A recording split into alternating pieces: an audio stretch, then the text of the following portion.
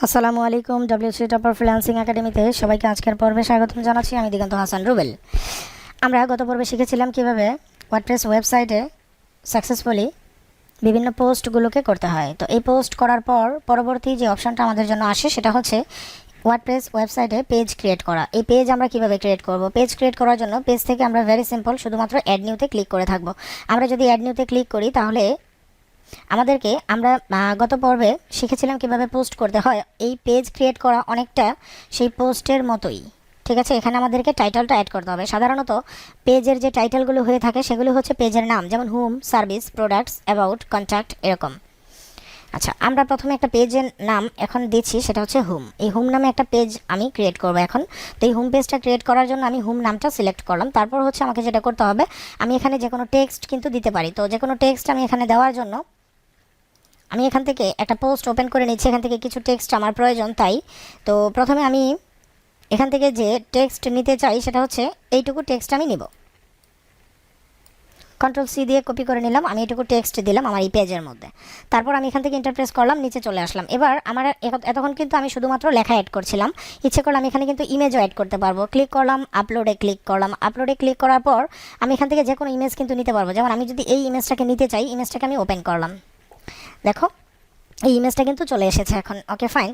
আচ্ছা, এটা আসলো। তারপর আমি যদি আবার কোনো লেখা অ্যাড করতে চাই তাহলে এখানে কিন্তু আবার লেখা অ্যাড করা যাবে। যেমন আমি যদি এখন এখান থেকে এই লেখাটুকুকে কপি করে নেই কন্ট্রোল সি দিয়ে, আর এখানে কন্ট্রোল বি দিয়ে পেস্ট করে দিলাম। আচ্ছা, এবার এই পেজেরও কিন্তু আবার ফিচার্ড ইমেজ আছে। পেজের ফিচার্ড ইমেজের জন্য আবার সিম্পলি সেই ডকুমেন্টে ক্লিক করা, তারপর হচ্ছে সেট ফিচার্ড ইমেজে আমাকে ক্লিক করতে হবে। করার পর আমি এখানে কিন্তু ফিচার্ড ইমেজ কিন্তু এখন অ্যাড করে দিতে পারি। যেমন আমি এটা ফিচার্ড ইমেজ দিলাম, এটা ওকে। আমার ফিচার্ড ইমেজটা অলরেডি আপলোড হয়ে গেছে। আমি এখন যদি পাবলিশে ক্লিক করি, পাবলিশ করে দিলাম। এবার আমি ইচ্ছে করলে আমার এই পেজের ভিউটা দেখতে পারি। এই যে yourhostpre.com/wp/home, এই যে আমার হোম পেজটা, এই হোম পেজটা হচ্ছে এরকম হোম লেখা। তারপর হচ্ছে আমার ফিচার্ড যে ইমেজ, সেই ইমেজ, তারপর হচ্ছে আমার টেক্সটের পর আমার আবার ইমেজ ছিল, সেই ইমেজ, এবং ইমেজের নিচে আমার এই লেখা। তাহলে আমরা অত্যন্ত সাকসেসফুলি আমাদের পেজ, হোম পেজকে আমরা ক্রিয়েট করতে সক্ষম হলাম। আমরা একটা পেজ ক্রিয়েট করলাম। আমরা পেজ থেকে অল পেজেসে যাই। অল পেজেসে গেলে আমরা এখানে দেখতে পারবো প্রাইভেসি পলিসি এবং সিম্পল পেজ নামে আগে থেকে দুটো পেজ আছে। এই দুটো পেজও সেই হ্যালো ওয়ার্ল্ড পোস্টের মতোই এই দুটো পেজকে ওয়ার্ডপ্রেস বাই ডিফল্ট দিয়ে থাকে। তো এই দুটো পেজ আমাদের যদিও দরকার নেই, আমরা ইচ্ছে করলে এগুলোকে এখনই ডিলিট করে দিতে পারি। জাস্ট ভেরি সিম্পল, এই দুটোকে প্রথমে সিলেক্ট করলাম, তারপর বাল্ক অ্যাকশনে ক্লিক করে এখান থেকে মুভ টু থ্রেশে দিয়ে অ্যাপ্লাই করে দিলাম। এখন আর এগুলো নেই কিন্তু। তো আমরা এখন ইচ্ছে করলে আবারও একটি নতুন পেজ ক্রিয়েট করতে পারি। তো নতুন পেজ আমরা কিভাবে ক্রিয়েট করব সেটা আমরা অলরেডি দেখেছি। তারপরেও আমি আবারও একটু সবার অবগতির জন্য দেখিয়ে দিচ্ছি। পেজ থেকে অ্যাড নিউতে ক্লিক করতে হবে। পেজ থেকে যদি আমরা অ্যাড নিউতে ক্লিক করি, অ্যাড নিউতে ক্লিক করার পর প্রথমেই আমাদেরকে পেজের নাম দিতে হবে।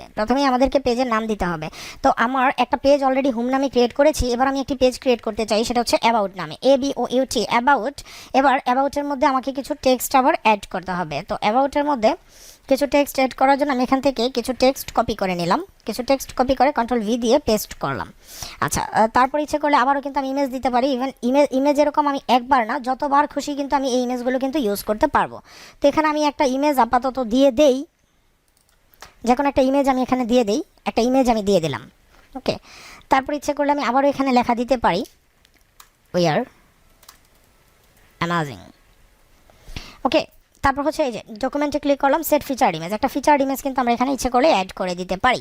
তো এখান থেকে আমি একটা ইমেজকে ফিচার্ড ইমেজ হিসেবে অ্যাড করে দিলাম, পাবলিশ করে দিচ্ছি আমাদের এই পেজটাকে। এবার যদি আমি পেজ থেকে অল পেজেসে যাই, আমি দেখবো অ্যাবাউট এবং হোম নামে দুইটি পেজ আছে। তো এই যে অ্যাবাউট, এই পেজটাকে যদি আমি ভিউ করি, পেজটাকে আমি ভিউ করলে আমি দেখতে পারবো আমার অ্যাবাউট পেজ। এই হচ্ছে আমার অ্যাবাউট পেজ,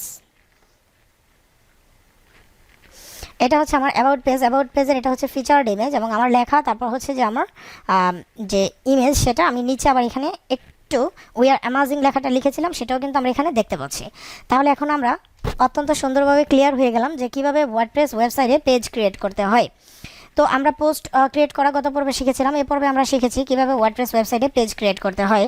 আমরা পরবর্তী যে ক্লাসটা হবে সেই ক্লাসে শিখব কীভাবে মেনু ক্রিয়েট করতে হয়। সবাইকে থ্যাংক ইউ সো মাচ, এবং আগামী পর্বের আমন্ত্রণ রইল সবাইকে। সবাই ভালো থাকুন, সুস্থ থাকুন, আর আমার জন্য বেশি বেশি সবাই দোয়া করুন। আমার সার্থকতা এখানেই যে আমার স্টুডেন্টরা আমাদের কাছ থেকে কাজ শিখে সমগ্র পৃথিবী জুড়ে কাজ করছে, নিজের দেশকে উপস্থাপন করছে, এবং তারা অত্যন্ত ভালো আর্নিং করে নিজের পরিবারকে তারা সহযোগিতা করতে পারছে। এটাই আমাদের ভালো লাগা এবং ভালোবাসা, এবং সবার প্রতি আমাদের দোয়া থাকবে, আমাদের জন্য সবার দোয়া আমরা কামনা করছি। আমি পার্সোনালি ব্যক্তিগতভাবে আমার জন্য এবং আমার পরিবার, আমার বাবা মা সবার জন্য আমি তোমাদের সবার কাছে দোয়া চাইছি। সবাই আমাদের জন্য অবশ্যই দোয়া করবে, আমরা যেন সুস্থ থাকি, ভালো থাকি এবং বেশি বেশি মানুষের খেদমত করার তৌফিক আল্লাহ পাক রব্বুল ইজ্জত যেন দান করে। আমি যেন আরও অনেক অনেক স্টুডেন্টকে যেন কাজ শিখিয়ে তাদেরকে এই ফ্রিল্যান্সিংয়ের মধ্য দিয়ে একটা আত্মকর্মসংস্থানের সুযোগ করে দিতে পারি। সবাইকে ধন্যবাদ।